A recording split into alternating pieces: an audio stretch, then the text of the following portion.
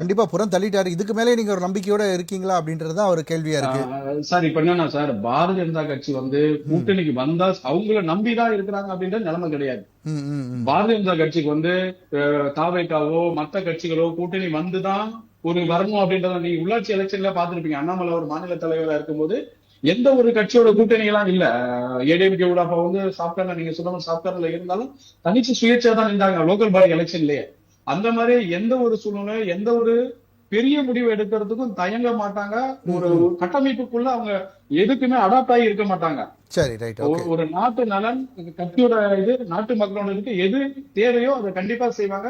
ம். எதுக்குள்ளேயும் ஒரு வட்டத்தை கிரியேட் பண்ணி அதுக்குள்ள அவங்க அடங்கி போறவங்க பாரதிய ஜனதா கட்சி கிடையாது. மக்களோட சேவை.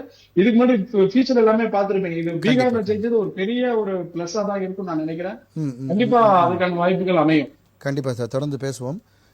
நரேஷ், அதாவது திமுக, அதாவது ஐ மீன் எம்ஜிஆரை தவிர்த்துட்டு அவங்களால யாராலையும் அரசியல் பண்ண முடியாதுன்னு ஜெயக்குமார் அவர்கள் சொல்லியிருக்காங்க. தொடர்ந்து எம்ஜிஆர் அவர்களே மர்மயோகின்ற படத்தில் கரிகாலன்ற பேரில் அவர் பேசின டைலாக்